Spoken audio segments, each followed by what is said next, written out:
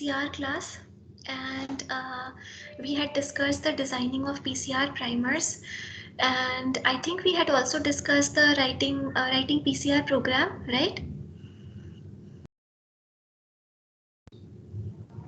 Class? Yes. Right. So then the next topic is how we can use PCR to generate mutants, and how PCR can be used for creation of mutants, generation of mutants, and what are the various types of mutations that are known. So mutagenesis is actually a process of I will say creation or generation of mutants. Okay, so this is called as mutagenesis. It's a process of creation or generation of mutants. This process can be done by various methods. One is chemical, so you can use various chemicals such as UV rays, or you can use certain chemicals like ethidium bromide is also a mutagen. You can use NitroSo nitrosothiaguanidine. There are other chemicals such as EMS, ethyl methane sulfonate. So all of these chemicals are known to result in mutations. But then the mutations that are created by chemical methods are actually not site specific, right? So these mutations are therefore called as random mutations. Random mutations means you do not know at which place the mutation has been created at which. So mutation means a change, right? For example, an A is changed to T, a G is changed to A. So any of these changes are mutations. So random mutations means anywhere in the genome. So in this case, when we do chemical mutagenesis using either UV rays or any other chemicals like ethidium bromide, NTG or EMS, then in such cases the mutations are not localized at a specific site, but these are random mutations. So UV rays also comes, it's also grouped under the category of actually physical method of mutagenesis. The other methods are, and in molecular methods, the methods that are used for generation of mutants are you can use PCR. So with PCR, ideally the sequence information has to be known, and using PCR we can create two different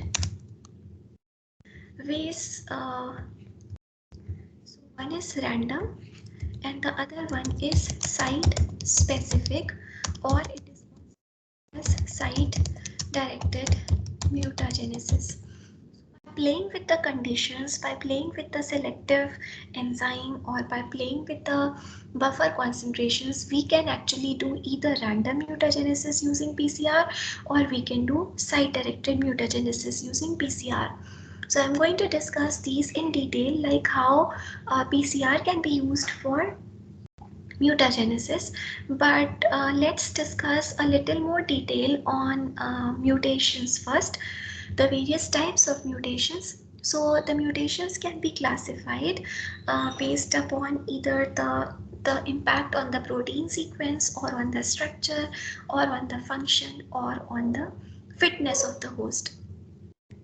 So when we say impact on the protein sequence, so in this case there are four types of mutations. The first one is frame shift mutation. The second one is nonsense mutation. The third one is missense mutation, and the fourth one is neutral mutation. So I will show you what is a frame shift, nonsense, missense, and neutral mutation. So if you see in the figure, so this is the genetic code, the sequence, and the genetic code is written in triplet, and accordingly the respective amino acids are also mentioned. So what you see is that in the top sequence, TTA actually codes for a leucine, right? Now this TTA, this A is converted to T. So then the codon becomes, instead of TTA, it becomes TTT, and it now codes for phenylalanine. So this mutation is called as a missense mutation. So the reason it is called as a missense mutation is because it resulted in a change in the amino acid sequence.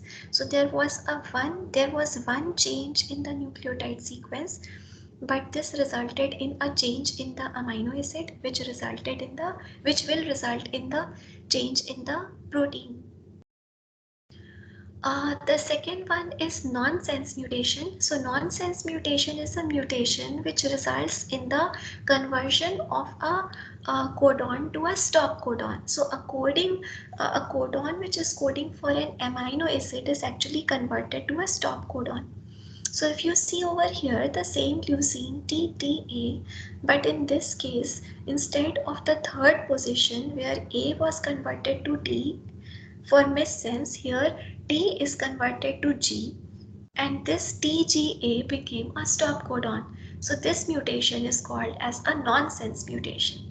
So the reason it is called as a nonsense mutation is because in this case it resulted in a stop codon, and therefore the protein will be actually truncated, right? So you will not have the entire polypeptide sequence. It will result in a truncated protein, correct? The third one is a frame shift mutation. So frame shift mutation is a mutation which results in a change in the open reading frame. So for example, if I paste the same sequence, class, are you people following? Yes, ma'am. Okay. Yes, ma'am. Well, studied this before? In case yes, then maybe we can skip. Huh? No, I have not. Ma'am, we haven't. Okay, so frame shift means class. So what is a frame? First, let's understand. So frame is, for example, let me join these, okay?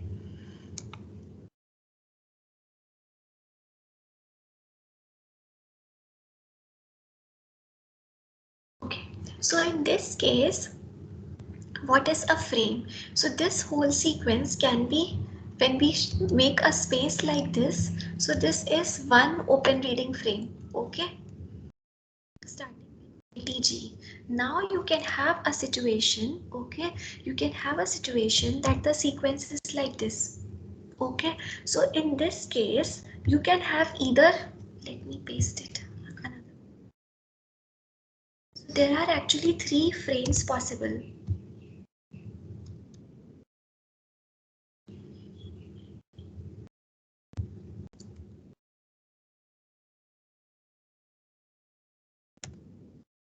So first frame is this one.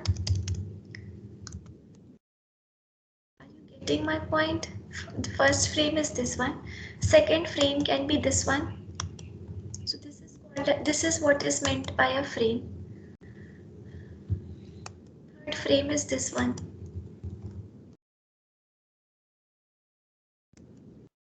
The point is, in order for these frames to work, right?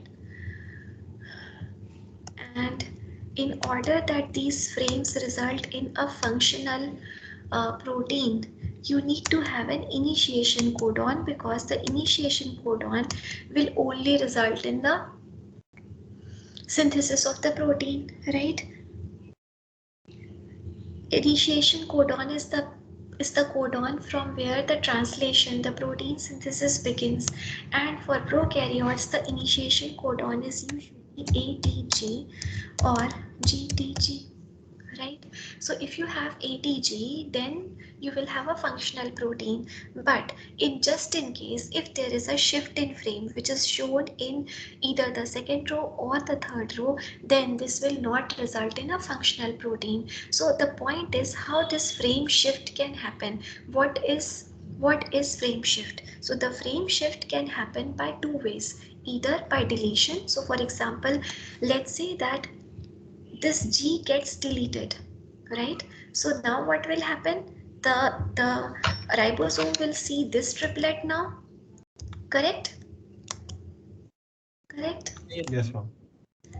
Or it can also result in the frame shift can also be a consequence of insertion. For example, this. So now the frame is this now. It's called as a frame shift. That means the reading frame by the ribosome gets shifted. So this can happen due to mutation. The next category is neutral mutation. So neutral mutations are the mutations where the codon change results in no change in the amino acid sequence, right? So for example, there are multiple codons which code for the same amino acid. Are you aware of this or no? Yes, ma'am. Yes, ma'am. Right. So in this case, the mutation will be called as a neutral mutation because, for example, there are four codons which are known which code for glycine. So any of these four codons will code for glycine. So if a point mutation results in the change in the codon, but the codon still codes for glycine, then it is a neutral mutation because it did not result in any change in the structure of the protein. Yes. Yes, ma'am. Yes, ma'am. Okay. So then the next category is by effect on structure. So in this case, you can have small scale mutations or large scale mutations in chromosome structure. So this is just another classification. So small scale mutations are the ones where, for example, a small region is deleted or a small region is localized and mutated, and large scale mutation is when it happens in the entire chromosome.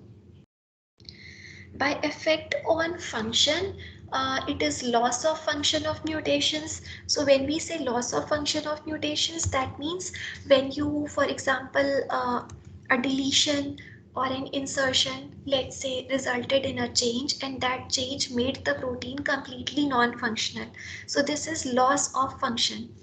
Gain of function means at times the same mutation can result in a gain of function, in the sense that the same mutation, let's say in this case it's a missense mutation where leucine is converted to phenylalanine, but this missense mutation did not affect the functionality of the protein, but in fact it improved other qualities of the protein. For example, this mutation to phenylalanine resulted in, let's say, higher temperature tolerance, stability, or for example, enzyme activity, substrate specificity. If the mutation is localized in the active site, then it can actually improve, right, or enhance the substrate range of the particular enzyme, right? So in such cases, the mutation is called as a gain of function mutation because that particular mutation actually resulted in the gain of function, right? Class. Yes, ma'am. Yes, ma'am. Yes, ma'am. The next category is a back mutation or reversion. So as the name itself says, a reversion means, for example, a mutation resulted in the loss of phenotype, but then there was another back mutation. That means another mutation in, let's say, the anticodon sequence of the tRNA. You will not understand what is an anticodon or what is tRNA. I haven't taught you translation, but for now, if you remember only this much, that reversion means regaining the same phenotype. So for example, there is a mutation which actually made the gene non-functional, but then as a result of back mutation, it reverted, you got back the wild type phenotype, something like this. But once I think I'll be teaching you translation, then maybe things will get clearer, like how tRNA, the anticodon loop of tRNA mutation, which is called as a suppressor mutation, can help. We'll discuss that. The next category is by effect on fitness. So in this one, the mutations are grouped as harmful mutations. So as the name itself says, the mutations which are harmful, that means which for example affect the growth, which do not kill them, but they are harmful. Either if it's a bacterial strain, it affects the growth, for example, but it doesn't kill it, right? It slows down the growth, or let's say it affects the morphology of the cell. There are mutations which are harmful in the sense that which will affect the cell division, So, or which will make the which will change the morphology of the cell. For example, the cell will become tiny instead of the normal wild type phenotype, something like this. A beneficial mutation, it's something which gives some added advantage. For example, antibiotic resistance or heavy metal resistance. So it helps in the survivability under heavy metal stress.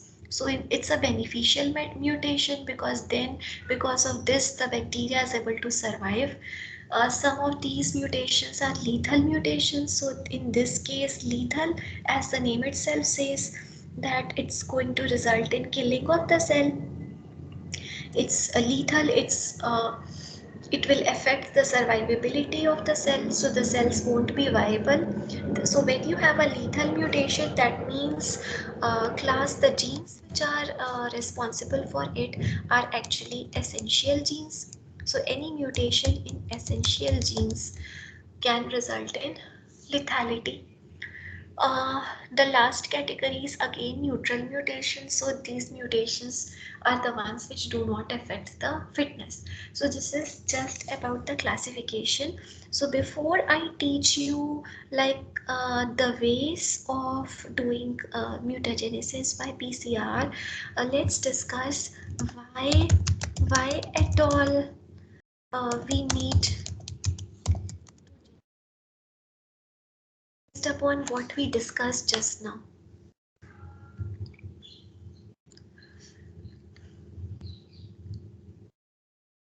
Why do we need to do mutagenesis? I mean, what's the big advantage of learning the mutagenesis methods by PCR, by site-directed mutagenesis, or by random mutagenesis, or why at all? To add specific properties. Okay. Specific properties and Ma'am, to maybe learn about the gene function. Maybe we can generate mutants and we can see the loss of function in them maybe. very good, Dhwani. And We can also sometimes create a better functioning proteins. Jaskin, very good.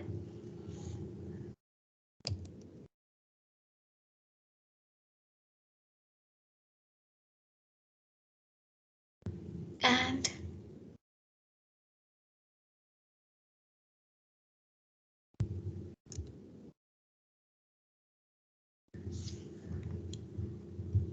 anybody in the class, any other point? Did we miss anything?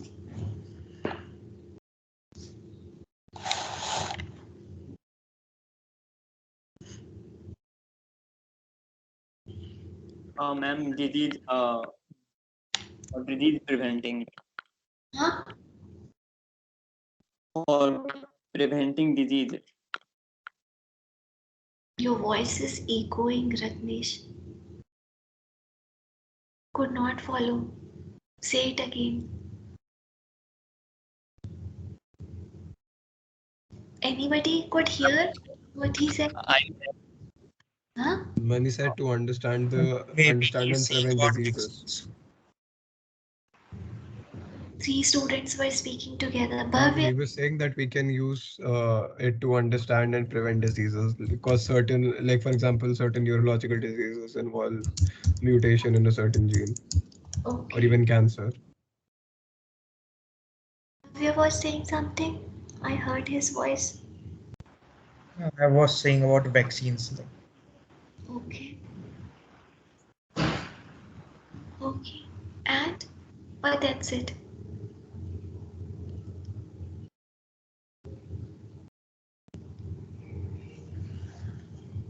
Let's see from here.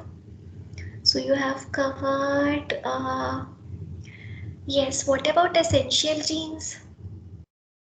You can identify whether a gene is essential or not. So you can not only determine the function of the gene, but you can also classify by mutagenesis, for example, which genes are essential and which genes are non-essential. And using this method, I do not know, some of you who are interested in synthetic biology may have gone through the papers which came like in 2000, I mean just 4 or 5 years ago, where they talked about synthetic genome.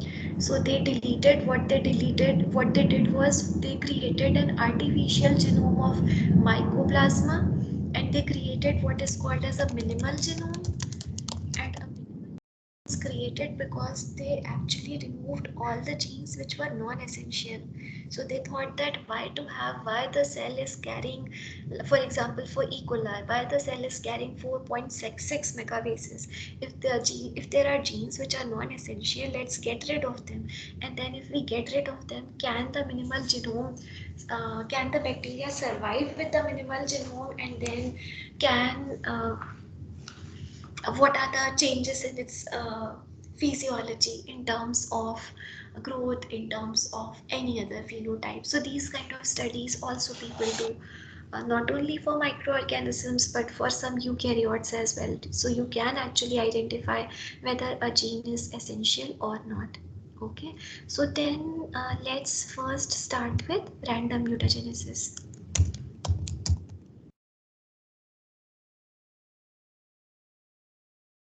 The mutagenesis class can be done by PCR, but for this you need to understand the differences between the polymerases. So for this part class you need to pay a little more attention. So when we discussed the types of polymerases, I have taught you Taq polymerase. You remember that? This Taq polymerase is obtained from Thermus aquaticus. You remember that or no? Forgot. Yes, sure. We remember. So there are two terms class which are used in PCR: high processivity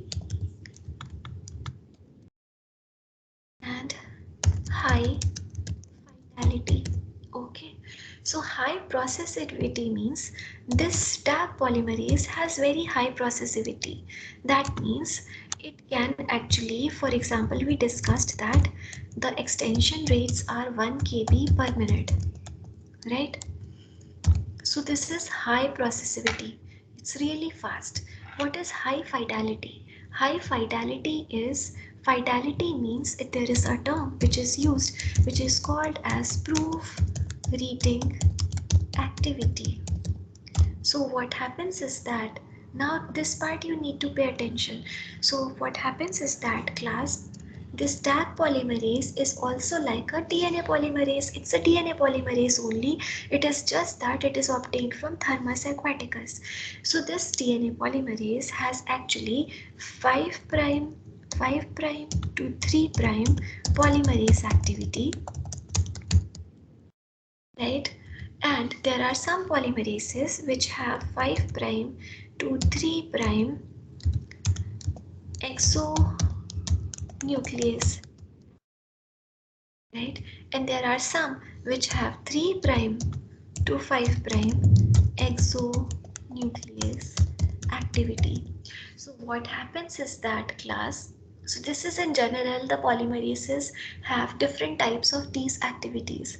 So the problem is that this Taq polymerase, this has 5' to 3' polymerase activity. It has 5' to 3' exonuclease activity, but it doesn't have 3' to 5' exonuclease activity.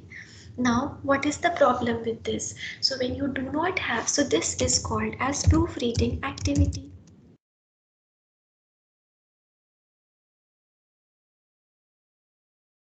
Happens is that when we do not have this activity, then as a result of this,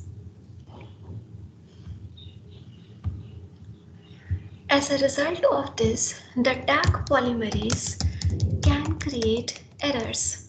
So when Taq polymerase is used for PCR amplification, then up to a certain length, for example for 1 to 2 kb, usually it is fine. doesn't create that much errors, but beyond 2 kb if you use this enzyme, then you will not have in the PCR amplification product, you will have some errors in the sequence.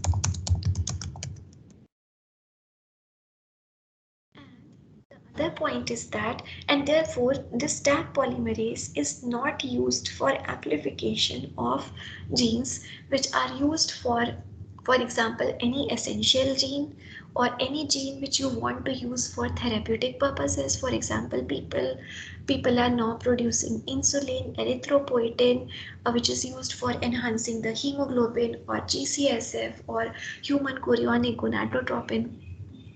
All of these are these days biologically produced, and these therapeutics are produced by cloning the genes. But then when we do this kind of cloning, and if we use Taq polymerase, then we are likely to generate mutants. So therefore Taq polymerase is not the best enzyme, because it has high processivity, but it lacks high fidelity, it lacks proofreading activity, because it doesn't contain 3' to 5' exonuclease activity. So, but then what is the substitute for that? So the substitute for this is the enzyme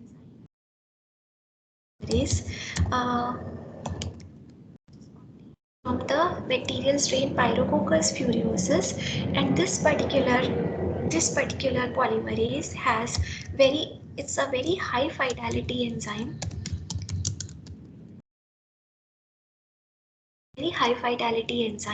that means it has very high proofreading activity, but it has low processivity, slow. So for example, instead of 1 kb per minute, it will be like 0.5 kb per minute. So it's slow in activity. So its processivity is low, but then it has 3' to 5' exonuclease activity, and therefore it ensures that every nucleotide that is incorporated in the sequence is correct, because if there is an error, then 3' to 5' exonuclease activity removes that error, and therefore it's a high fidelity enzyme, and it can be used for amplification of any gene even up to 10 kb in length without any problem, right? The only thing is it has low processivity. So now what people did, after learning molecular biology and genetic engineering and recombinant DNA technology, people prepared recombinant Taq. As the word itself says, recombinant, that means it is not a native Taq polymerase, right? It's a recombinant Taq polymerase, and in this case what they did was they combined the proofreading activity of PFU with the high processivity part of Taq polymerase, and then they generated a Taq polymerase which is called as a recombinant Taq polymerase, and the examples of these are platinum Taq polymerase, or titanium. They are named as this titanium Taq polymerase. So these are the ones which are having high fidelity as well as high processivity. So this way you can have both the features. You can have high processivity as well as proofreading activity. So this is the feature that is used for ensuring that you do not create any errors in the sequence, right? But then at times we would like to create errors. So we were discussing random mutations. So we would like to generate errors in the sequence, and that too at any given place. Now why we want to create mutations randomly? Why not at a specific site? Class.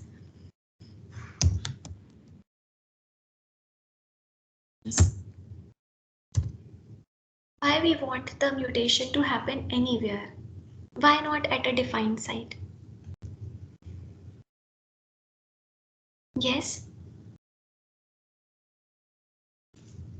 Is the question clear or no? Yes, ma'am. In PCR process, right?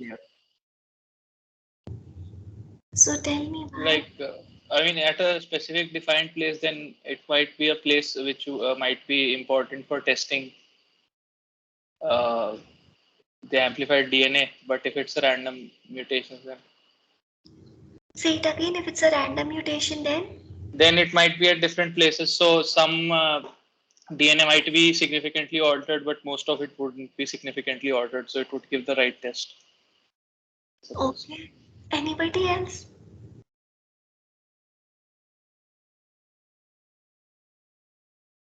For understanding essential and non-essential genes, we could use random mutations. Right. So for understanding essential and non-essential genes is fine, but in this case we are talking about why random mutations. Okay, let me put it this way: why random mutations in a sequence. So let's say you already have a defined sequence and you are not going for a specific site. Why you want to do random mutagenesis in a specific gene, for example? To prevent functionality of the gene, like if we create a random mutation, then a particular microbe will have a certain kind of property, but due to mutation it the functionality will be inhibited, like a particular kind of protein he will not be able to make. So Right.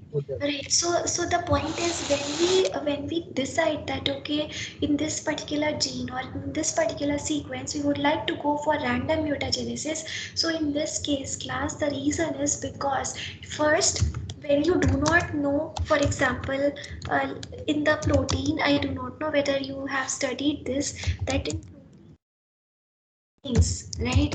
So when we talk about domains in the protein, for example, in the structure of protein, there are regions, there are domains which contain, let's say, helix turn, helix motif, which is responsible for DNA binding. So for example, you have a DNA binding domain because it contains helix turns, helix motif. So this is a specific localized region in the sequence, right? Or for example, you have an active site or substrate binding site, or you have an allosteric site, you have a calcium binding site, you have a site which is responsible for thermostability, right? So when you do not have this information, so all this information about the structure of the protein cannot be obtained, class, from the DNA sequence. I mean, DNA sequence is it's a static information. It will give you that okay, this is the likely structure which can result in HTH motif. But ultimately, one has to experimentally demonstrate, and many a times the consensus, the conserved region is not known. So in such cases, when you do not have much sequence information, or if it is a hypothetical protein where you do not know anything, or for example you have a sequence but then it is not matching, and then you want to determine, for example, you found a novel phenotype that it is binding to, let's say, calmodulin, or it is, let's say, it is showing GFP fluorescence, for example, but then it is not matching much with the sequence, right? FTSG or MREB, it's an actin homologue, but then sequence wise the similarity is negligible. You can do structural analysis, but then when we plan to do random mutagenesis, we usually do random mutagenesis when we do not know exactly about the domains of the protein. Point number one, we do not know exactly like where or which sequence can result in the gain of function phenotype. We do not know like which mutation will result in enhanced activity, which mutation will make the protein more stable, something like this. So in such cases you straight away go for random mutagenesis where you can actually control, right? So this is when we do by PCR random mutagenesis. So in this it is actually controlled mutagenesis, class. You can for example you can control the error rates, for example 1 to 2, or let's say 4 to 5, or maybe up to 1 to 10, right? Changes per kb. In such cases, class, so these are the mutations I am talking about per kb. So when we say controlled mutagenesis, you can feed the program in such a way that only 2 nucleotides will be changed, or only 1 nucleotide will be changed in 1 kb, or 4 nucleotides will be changed in 1 kb, something like this. So accordingly, you can have low, medium, or high rate of mutagenesis in the sequence. So let's see how exactly it is done. So the enzymes that are used are possibility 1, polymerase. But in Taq polymerase, if you remember, we discussed in the class that magnesium ions are required, right? So for example, magnesium ions are required. So what you can do is that you can play with the concentration of magnesium and manganese. So what you do is that you decrease the concentration of magnesium and increase the concentration of manganese.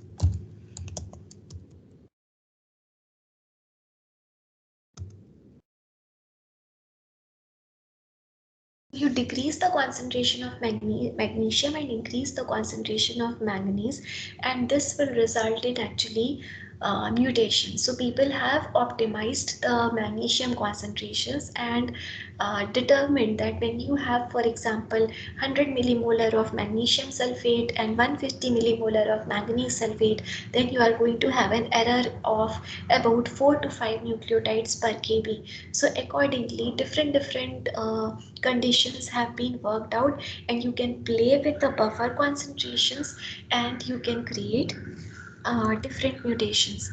The other possibility is to use an enzyme which is called as mutazyme. So in the first category, we are using Taq polymerase, but then we are reducing the magnesium and increasing the manganese.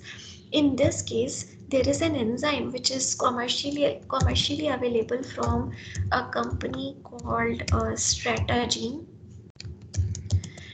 and they have artificially generated an enzyme called mutazyme, and this mutazyme, under the conditions of magnesium that are prescribed, it is actually an error prone enzyme. So it generates errors, and therefore either using Taq polymerase or using mutazyme, using any of these, you can generate random mutations in the sequence in a controlled manner, and these mutations can further be the changes can further be identified by sequencing, right? So hope random mutagenesis is clear to the class. So there is a very nice video on proofreading activity which I will show you maybe in tomorrow's class. I don't think I have it here. Ma'am, in the case of Taq polymerase, Yes. what is exactly the impact of reducing the magnesium ions and increasing manganese ions? Right. So magnesium ions, if you remember, they are required as cofactors for the polymerases. Yes, ma'am. Right. So they enhance the specificity in the sense that better binding and better specificity. So the moment you decrease the magnesium concentration and increase the manganese concentration, it has been demonstrated that it relaxes, and therefore the chances of errors are more. So it loses its specificity. So maybe I'll show you the video. It's a very nice video, animated video in tomorrow's class. Not tomorrow, I'm sorry, on Tuesday's class. Ma'am, but then one question. Since the Taq polymerase doesn't have 3' to 5' exonuclease activity, isn't it bound to make errors? Yes, yes, it makes errors. Okay, ma'am. So that is why I told you it makes errors, but then the errors are more if you have an amplicon of more than 2 kb. So up to 1 to 2 kb, people do use it and the errors are less. So at least in our lab, we use up to 500 base pairs. Sometimes students do use up to 1 kb and they do not get any errors, but then beyond 1 kb, we usually do not. It can be used for screening for colony PCR. So when you have cloned a gene, you can use this polymerase just for screening purposes. But when you want to clone and express a gene, then this is not the polymerase of choice because it is bound to have errors. But the point is that Ashi, that when you have 500 to 1 kb, then the error will be not much. It will be more or less fine. The moment the length would increase, the error rates would increase. But when we are talking about playing with the buffer concentration, we are talking about in a small gene. For example, you can use Taq polymerase, increase the manganese concentrations, you can create errors in even 200 base pair region. Ashi? Got it, ma'am. Right. So it will make errors, but then it's just that we can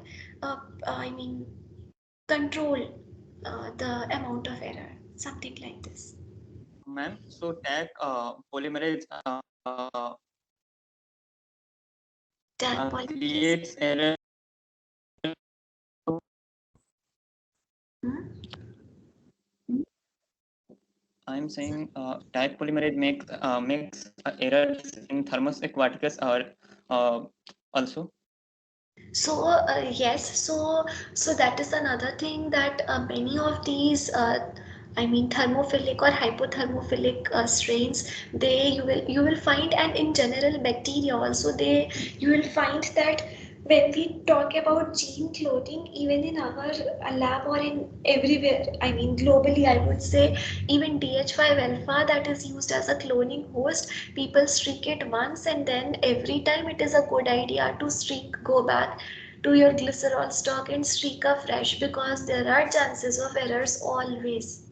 So in Thermus aquaticus also there are chances of errors. But then I think you will have to learn DNA replication to understand this, because there are multiple polymerases in each bacteria, DNA polymerase 1, 2 and 3. And if you remember, the role of polymerase 1 is only limited. It's the polymerase 3 which extends the long chain. You remember that? Yes, ma'am. Right. So therefore the chances of errors are always there, but then the chances of errors are minimized by other polymerases. So DNA polymerase 1 has a limited role and then others will take care. So DNA polymerase 1, if the class remembers, do you remember RNA primer and the removal of RNA primer by the 5' to 3' exonuclease activity of Pol 1? Yes, ma'am. या भूल गया सब? नहीं ma'am याद है. Ma'am, we Right, so we are talking about, so that's what. So then there are different polymerases, Ratnesh, and the cell takes care of that. But then one or two mutations almost always happens in, if you do repeated restreaking also, you will have mutations. Even people generate spontaneous mutations all the time, right? You grow the cells, so one colony is 1 million cells, right? So if you spread more than a million cells, you will find 4 or 5 cells with, for example, spread it on streptomycin, you will generate a streptomycin resistant mutant. yes, ma'am. Like anyway, bacteria has 70% DNA similarity. So it's possible. Okay. So then the next is site-directed mutagenesis. So maybe we'll start this in the next class. Site-directed mutagenesis, just to give you a quick idea, that site-directed mutagenesis, as the term itself says, it's specific to a particular site. So we can actually make point mutations, or we can delete a small region, for example 3-4 bases, or we can create missense mutation, we can create any kind of mutation, deletion, insertion, frame shift, anything is possible at a specific site and by PCR. So in this case class, the important point, and after this I will stop, the important point that you need to remember is that for site directed mutagenesis, okay, tell me which polymerase should be used. have taught you 3 polymerases: Taq polymerase, PFU polymerase, and recombinant Taq. So which one will you go for site directed? Just by the not logic, I mean, just by the mere understanding.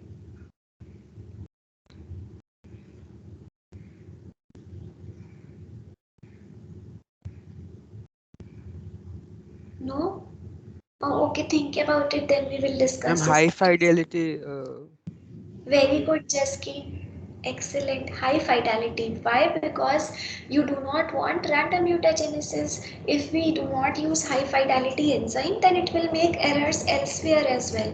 For site directed mutagenesis, it is specific to a particular site. So in this case, we have to use a high fidelity polymerase so that it doesn't create errors elsewhere. It creates error at a defined location, and therefore high fidelity enzymes such as PFU polymerase or platinum Taq, titanium Taq, fusion, deep vent, these are the polymerases which are very high fidelity, are the ones which are used, and we do not use Taq polymerase. Now how exactly high fidelity enzyme can be used for mutagenesis, we are going to discuss in the next class on Tuesday. Yes, ma'am, but polymerase is not for creating mutations. Polymerase work is a polymerase extension of the chain. So if fidelity increases, then what's the meaning of a specificity of the mutation? Yes, I will teach you that in the next class. I think students have a class from 10. Yes, ma'am. So Ma'am, we Ma'am, I joined the yeah, so I class. think there are 2 requests for you. One is like you are going to email me the list of students who have onboarded the campus. Point number 1. Point number 2, you are going to email me the list of